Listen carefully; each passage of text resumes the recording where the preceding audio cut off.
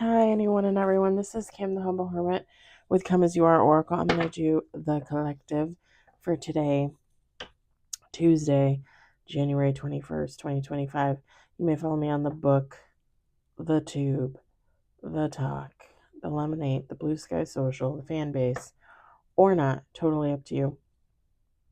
Please take what resonates, leave what doesn't. If it doesn't fit, don't make it fit. If some of it fits, fabulous. If some of it does not, please just leave it on the table for someone else. We don't want you taking on energy that wasn't meant for you. Okay? Pretty easy peasy. What's the tea deck? I got mine off Amazon. You could probably get it off Etsy. You could probably get it off eBay. You might even be able to get it at your local bookseller. I have no idea. But definitely Amazon. I have 2 copies and I got them both there. So, yeah, I said 2 copies. I have a problem. You guys know I have a problem. I don't even know why you question it. Addicted to tarot and oracle. We got one on the table. We had our free soup today at work. Very exciting. Very exciting. And our market was down. Like the stupid checkpoint where you scan everything and pay. Like totally not even on. And there's like, how do you even turn it on? What happened to it? Is it broken? Like, I don't know. And the guy came in and filled it this morning and didn't fix it. So I don't know if he had to call somebody to come in and fix it. We left at 3:30 for the day. Nobody's had fixed it. And my friend and I, we went down for our soup at lunch. And I saw one of the warehouse managers. He's my favorite, actually. And I said, hey, I want an extra ticket. And he's like, what? And I said, yeah, give me an extra ticket. I said, I need another ticket so I can get another bowl of soup. And he gave me an extra ticket. They give you tickets. The thing is I think, so the day before we actually had lunch, which they give you a ticket, and you're technically only supposed to go up there once. You can pretty much get a little bit of everything that they have, or a lot of everything that they have, but you get one ticket, you go up once, is how it's supposed to be. Usually, like somewhere like 1, 2 o'clock, they take breaks and they don't watch the food and stuff, and people will go up there and take extra food.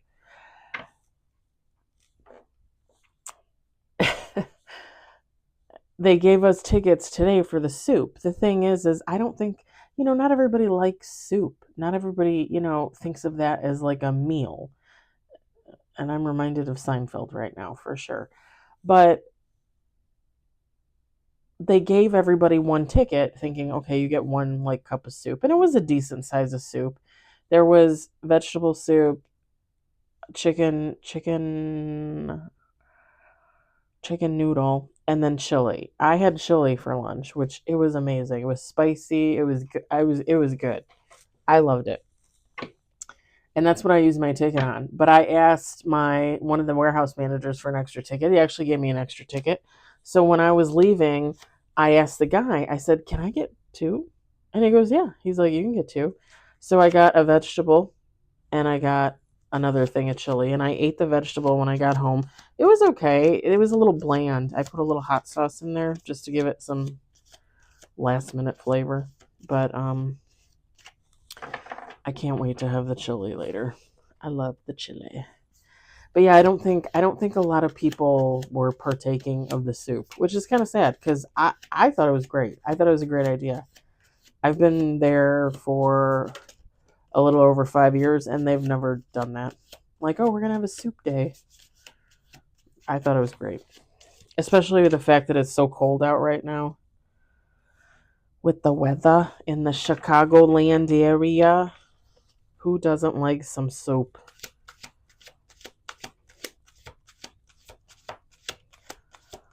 It was vegetable rice, actually. There was rice in there. It was pretty good.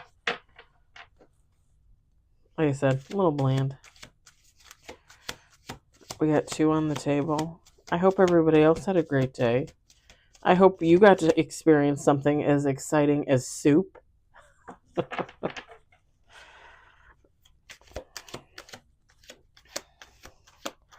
I did have to have a heartfelt discussion with a work friend there, a male. He's 29. He's a nice kid for the most part. He has like behavioral issues, like he has ADHD and whatever else.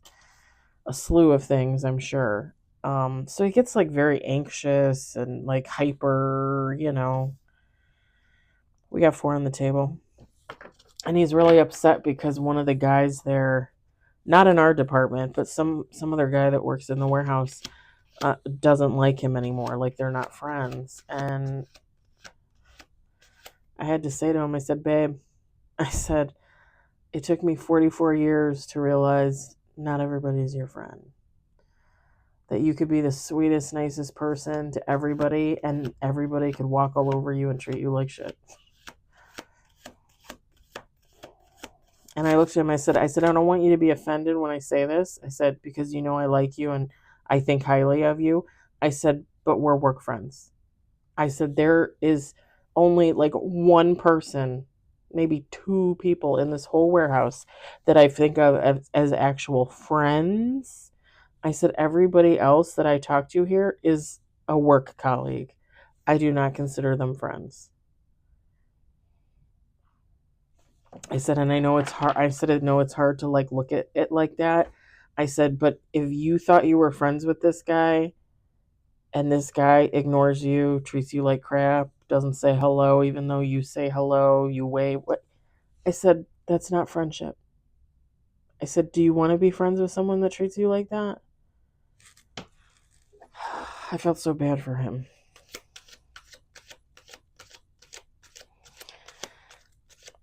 I can't even talk to him about what I think the real issue is, and the real issue is that he hangs out with the woman that I used to be friends with, who I'm no longer friends with. And I know what she is. I know who and what she is. She's toxic. She's toxic as fuck.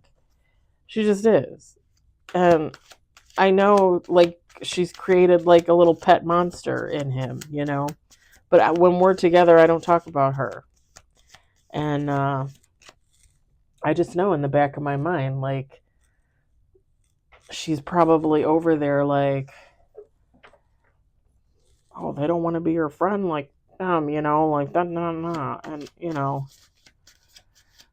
egging him on and getting him all riled up, and it's like, how about you have an intelligent conversation? I can't hang out with that woman anymore.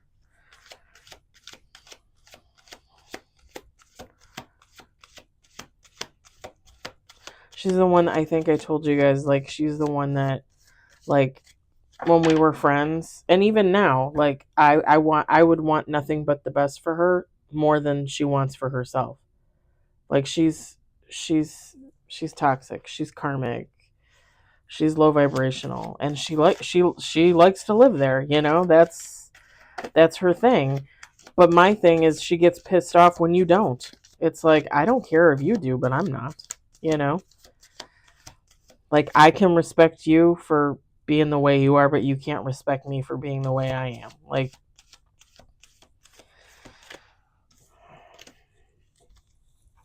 not a friend. We got 5 on the table.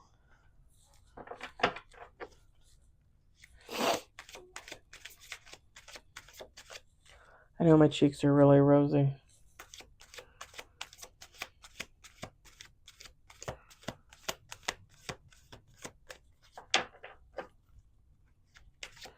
Might have to turn on the fan at some point. I put on the sweater because I'm like, oh, it'll be cold in there, forgetting that, again, like yesterday, it's the warmest room in the house.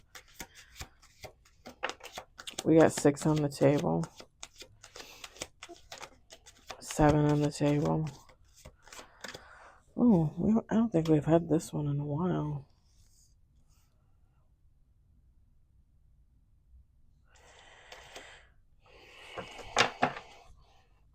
Let's do 2 more shuffles. 8 on the table.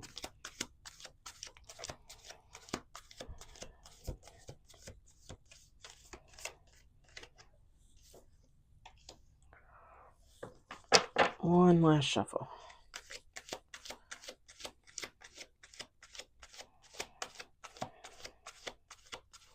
Are there any positive cards in this deck? Like,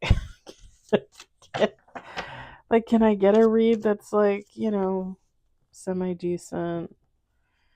I gotta look at it now because I'm like literally thinking in my head, are there any positive cards in this deck? Hustling could be positive.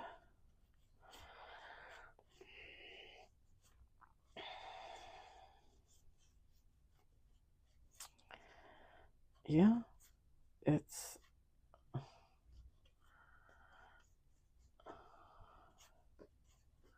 jackpot could be positive. 2 cards so far. 2 cards. Okay. Unfazed. 3 cards. Ego is sometimes okay. 4 cards. Moves in silence. 5 cards. Queen Rising. 6 cards. Okay. There's not a lot of 6, 7, 8, 9, 10.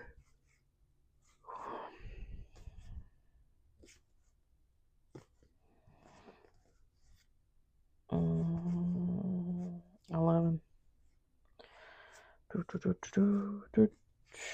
12. Ooh, is Boss Daddy considered positive? What is this? Like a deck of like 60 cards and like 15 of them are positive? What is that?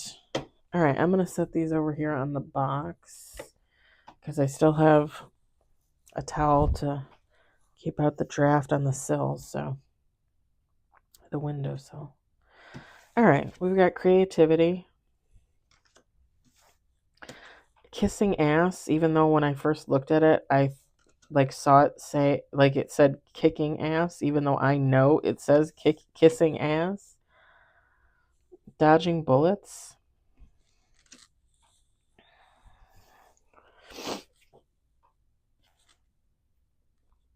Karmic friends. Pardon me. Grudge holder. No facts in their head.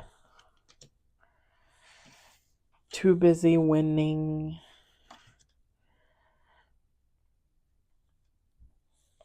And then bottom of the deck is an offer. An offer. Any kind of offer. What do you got?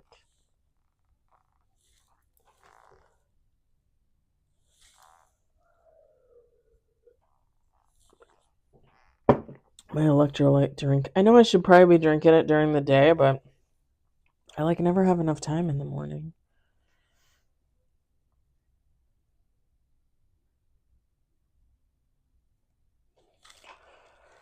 Okay. My band is...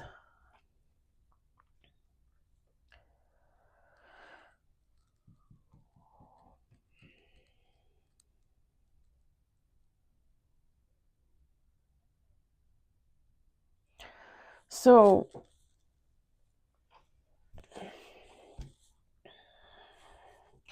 with the creativity card, somebody that could have stolen your ideas in the past, copied your work in the past, duplicates off you. I'm looking more, it says feeds off of you. I'm looking more at like that, like, kind of like an energy vampire, an energy thief. Somebody that might try to duplicate you, like they might like to dress like you, try and talk like you, look like you, have mannerisms like you. I'm not so much getting ideas and work, but more like you personally, like someone just trying to take on your energy for themselves to basically be you.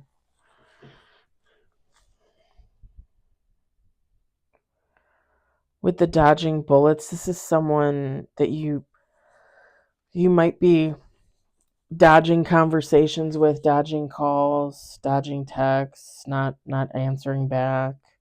This could be somebody that you haven't talked to in a while. Maybe now they're going to reach out, or they have reached out.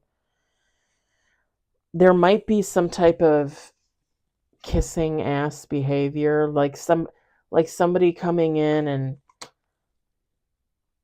like, I know we haven't talked in like 3 years, but I just heard like, you guest starred on an episode of such and such. I just wanted to congratulate you. That's a big step in your career. I know you were always interested in acting, blah blah blah blah blah blah blah. And then you're going to be like, you're either not going to respond, or you're going to be like, okay, can you get to the point? Because I don't have all day. Very brisk and brief, Like, why are you calling me? Why are you texting me? Do I remember you? I meant to go like this, but I didn't want to take my hand out of my pocket. I have the heat on, I swear. It's just that freaking cold outside. Actually, supposedly it's 70 in here, and it probably is.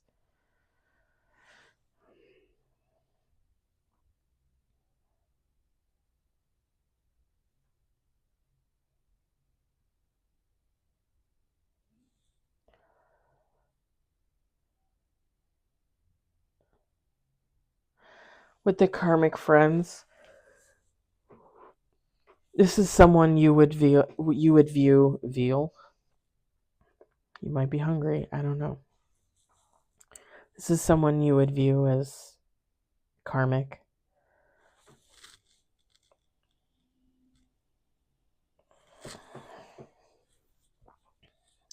Definitely competitive with the feeding off of you, copying you, trying to duplicate your energy.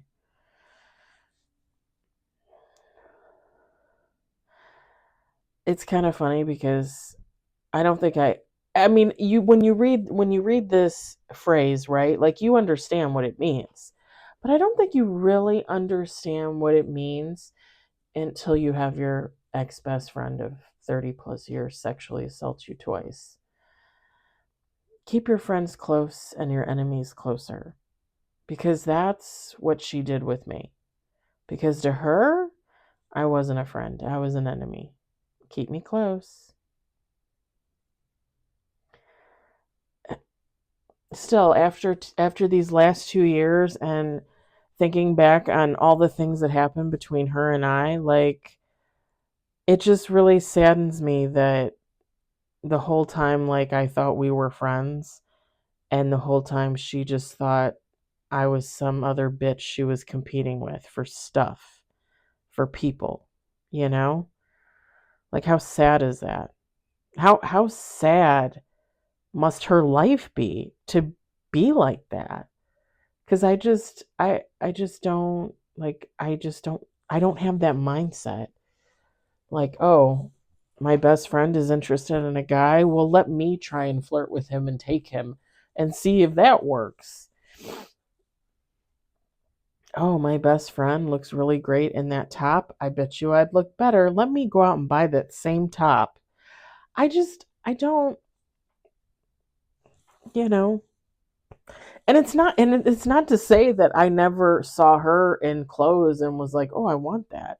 But it's not because I said, "Oh, I want it," because I want to look better than you in it. Like, who does that? Actually, it's funny too because now I'm thinking of a friend of mine.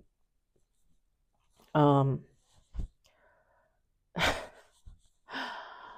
when when her mother passed away, she called her younger sister and said, "What are you wearing to the memorial? Because I don't want to show up in the same thing as you." Because they've both very much had like the same, they have like the same taste in clothing, and they've found out that they've bought the same clothing before in the past. So she's like, yeah, I don't want to go to the memorial and be wearing the same thing as you. And she said her younger sister was like, yeah, me neither.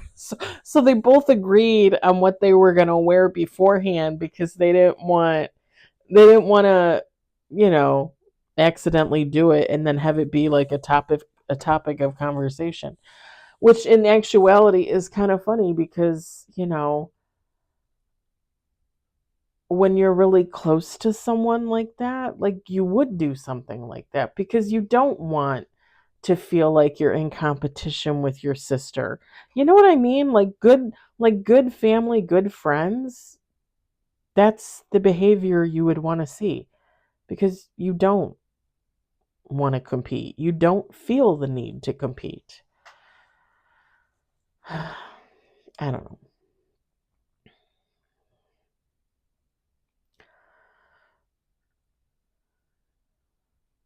I'm not saying that keep your friends close and your enemies closer.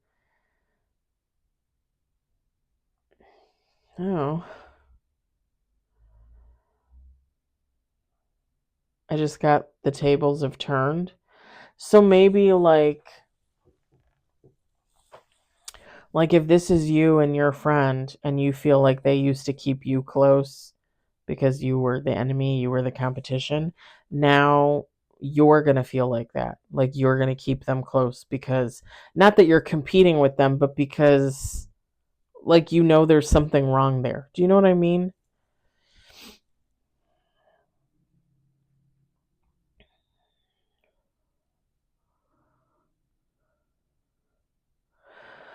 And if this is someone that feeds off of you and you haven't been around them for a while, this is someone that is pissed off about it, like secretly pissed off. And you might be able to tell if you're intuitive, if you have a little bit of psychic in you, you might be able to feel like something's off. Like if you actually do talk to this person or you meet this person or, you know, you might actually be able to see it or feel it.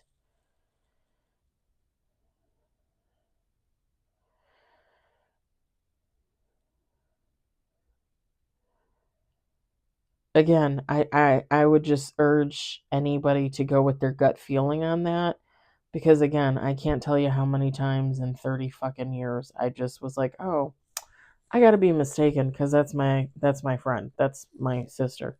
Like why would no. I must be out of my mind. No. No, I wasn't out of my mind. All those little tingles in my head like, "Hey, did you just hear what she said?"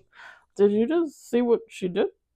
Um, yeah, I should have listened to those. I should have paid attention because I probably wouldn't have been her friend for quote unquote as long as we were.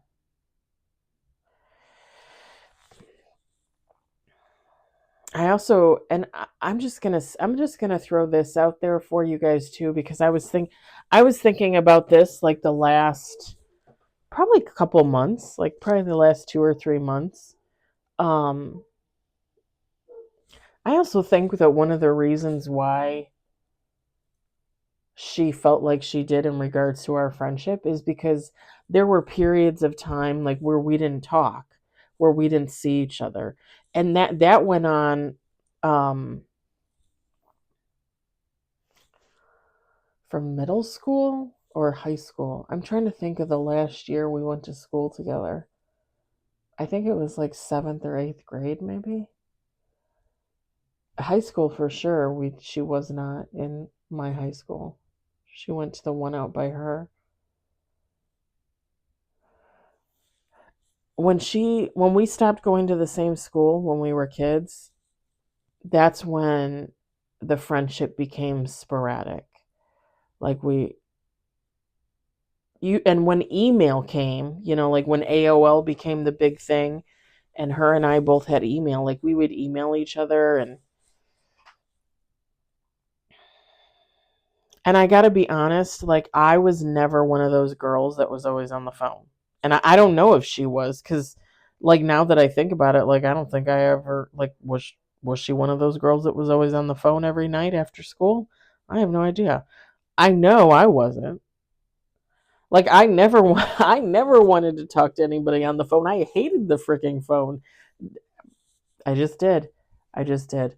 And I mean, even when my grandparents would call at the holidays, I would be like, I gotta talk to them on the phone. And it's not that I didn't want to talk to them. It's just when you're on the phone, like to me, when you're on the phone, it seems so impersonal, and you kind of have to be snappy, and you kind of have to know what you're gonna say like right away. You gotta have a conversation lined up. Where now when people text, everybody's like, oh, texting, like it did away with the conversation. Yes, but in my eyes, for me, texting is a lot easier because I can think of what I need to say or what I want to say and write it out and then send it. Like I don't have to be like, conversation, conversation, conversation.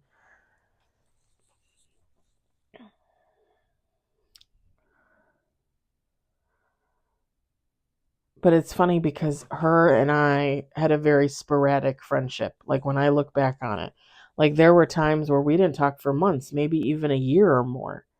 And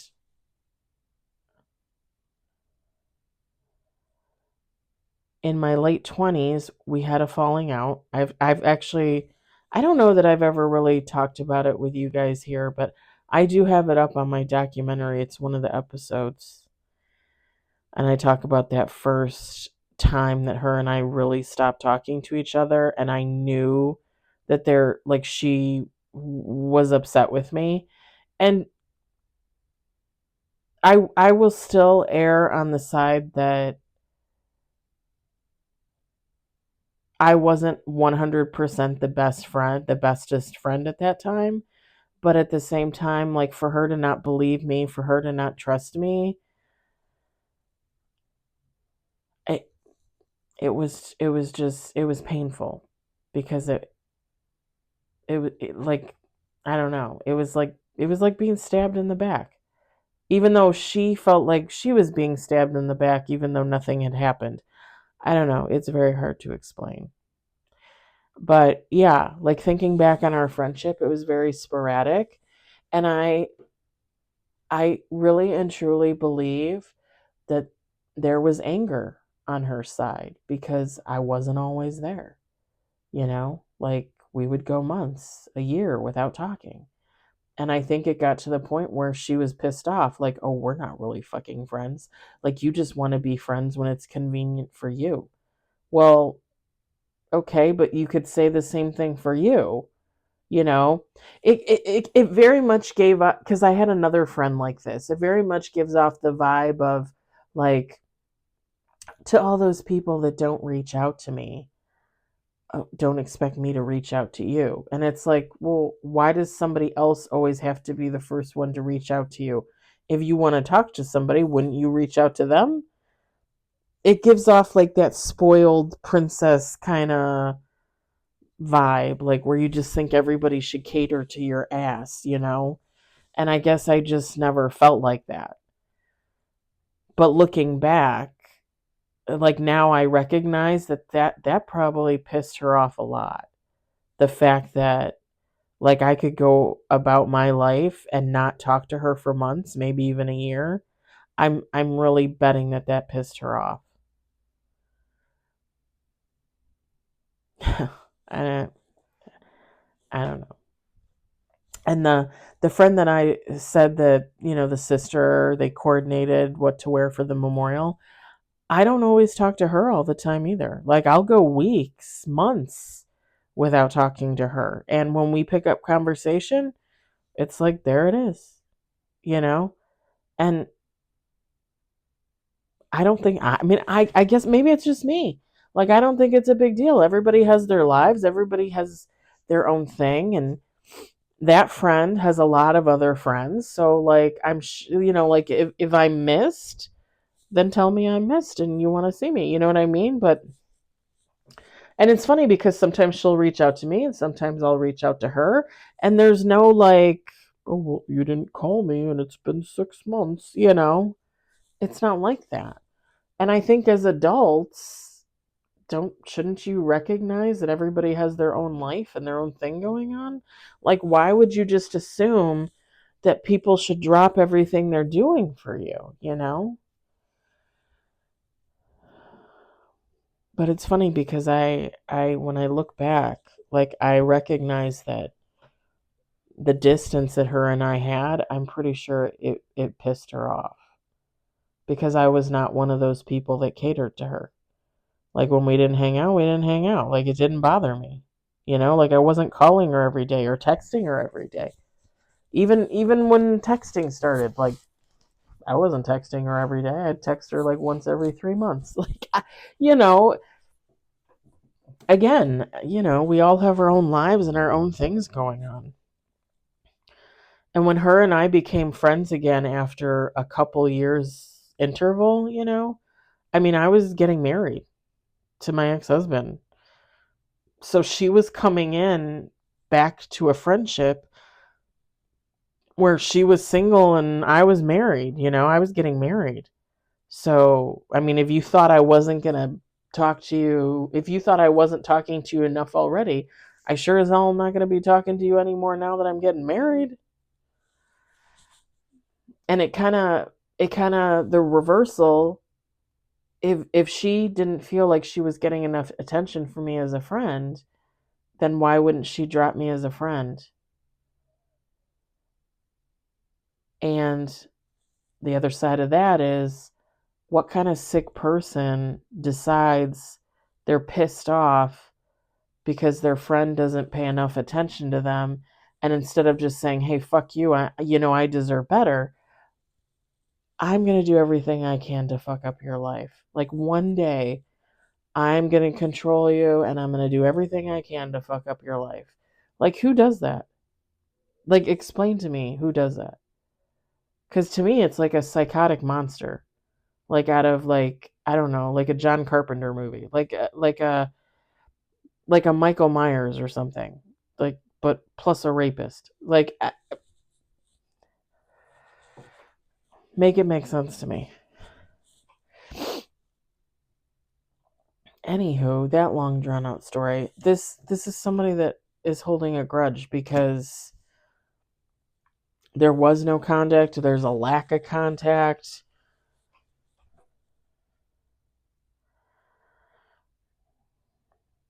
And again, it's that energy where, like, well, you should have reached out to me first.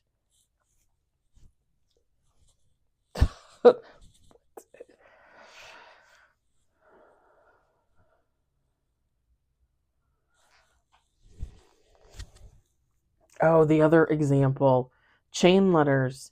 When friends would send you the email with the chain letter and they're like, if you don't send this to 10 other people, somebody's going to be disappointed. Who's going to be disappointed in me?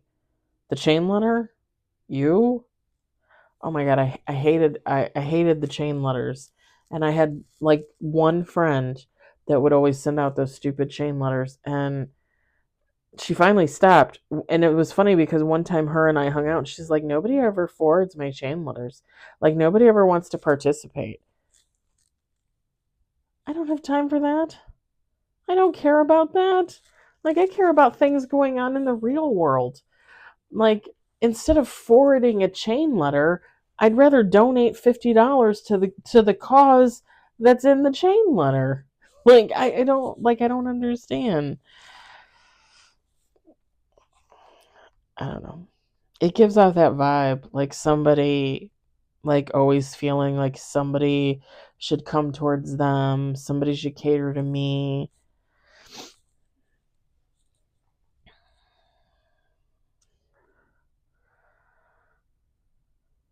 I just heard the prince and the pauper. So like female, male, it doesn't matter, but like this person thinks like, they're the prince or the princess and like you're the house servant. Like you should, cater to them and do what they want above all else. It gives off that energy.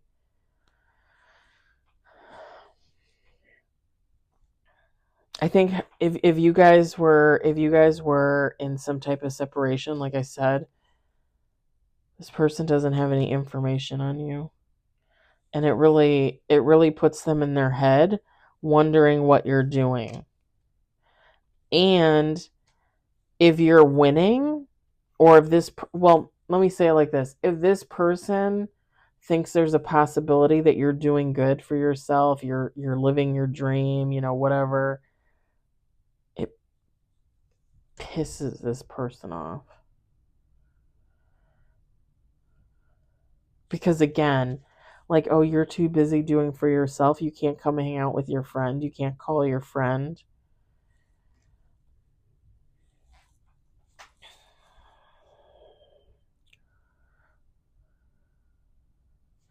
If this person is calling or texting or emailing or stopping by and leaving you notes on your door, like, this person wants to make an offer, like to renew a friendship.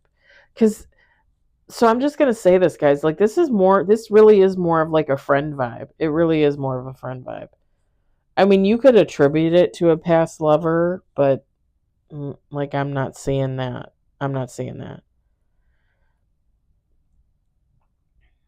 I'm seeing a very self-involved, self-indulgent friend. I wouldn't consider this person a friend.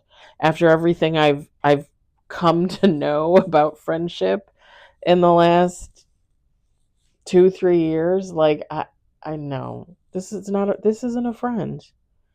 And the sad thing is this person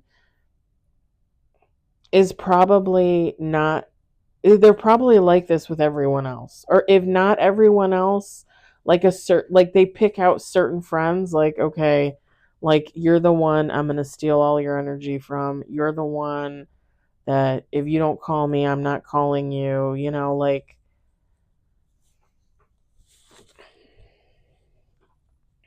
because they can't treat all their friends like that, right? If they treat all their friends like that, then all the friends are going to know that, you know what I mean? Like, you're going to treat some of your friends like shit and you're going to treat some of them really good.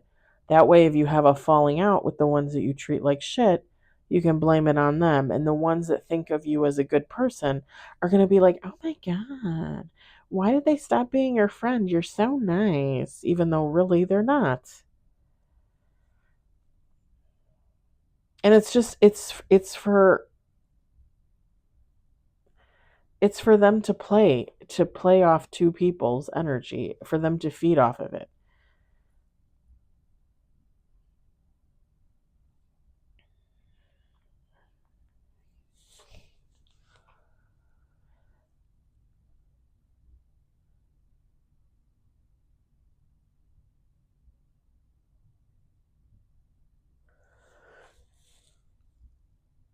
Oh, pardon me.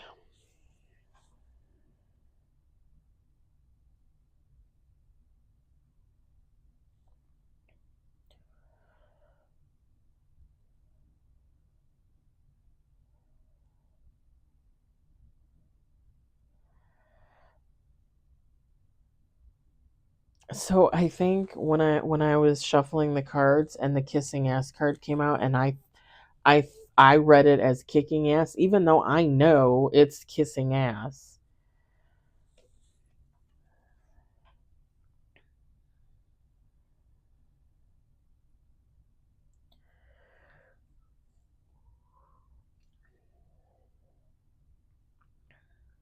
I think whoever you are out there doing really good for yourself. Imagine that as kicking ass, okay? Not kissing ass, kicking ass. I think you are out there doing very well for yourself. And I think, and it's not even, it's not even necessarily, because I love it when we see this in readings, right? Where they're like, well, they see you doing better than them, so, and I'm not going to say that that's not the case, but let's just be honest, that's not always the case, okay? And I think people get pissed off when they see you doing well for yourself, not because they think you're doing better than them. And really, nobody should ever think that they're doing better than anyone else. You're doing what you're doing, you know? Just like my friend is doing what they're doing, and your friend is doing what they're doing. It is what it is. Again, there should not be like a competition of like, oh my God, they're doing so much better than me. Everybody's doing how they're doing, and that is how it is, you know? I think this person is pissed off because you're doing how you're doing and they're not involved. And I think when I hear readers say, like, oh, they're pissed off because you're doing better than them, I usually translate it back to that. They're pissed off because you're doing good without them. They're not there, they're not a part of it. Because they probably don't really give a shit if you're doing great or not. But if you're out there and you're making more money, or if you're out there and, you're quote unquote famous, or, even if you're just like, even if you're just writing articles for a local newspaper, and so your name is in the paper, like, this is someone that would be like, well, I'm not pissed off because, you're writing for the newspaper. I'm pissed off because you're writing for the newspaper and I don't get to hear about it. I don't get to give my input. I don't get to give you stories to feed into your articles. You know what I mean? Like this is someone, it's clout chasing. It's basically clout chasing. Like somebody that just wants to be attached to say that they're attached. Like, oh, I knew so and so in high school, Like how many people say that about famous people? Tons. They're like, oh, I knew so and so when they were in high school. I went with so and so to grade school. Like we knew each other for 4 years. I was friends with their cousin. Da da da da da. You hear stories like that all the time.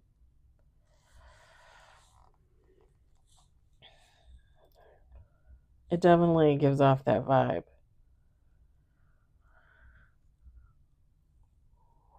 Pardon me.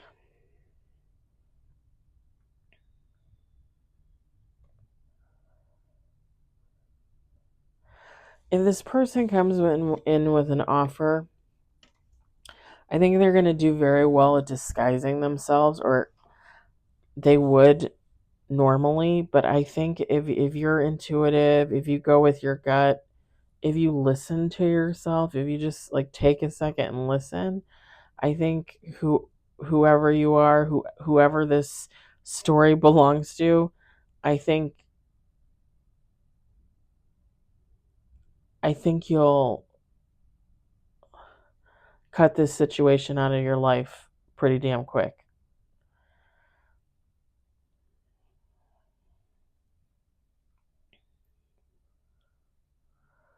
Because again, I would go with my gut. I would always go with my gut.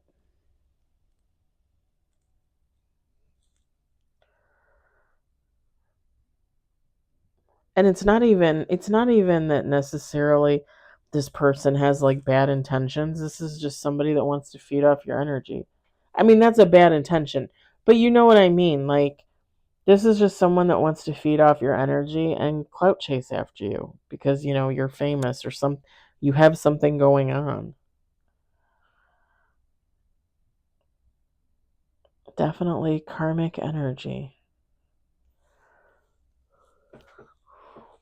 All right, I'm going to leave it there. I told the cats that I wasn't going to do a reading this long, and apparently I lied. I mean, I did spend, 20 minutes jibber jabbering, but I hope it resonated for you. I hope you enjoyed it. I hope, if anything, you found entertaining. Use your guts. That's all I got to say. I'll talk to you later. Bye.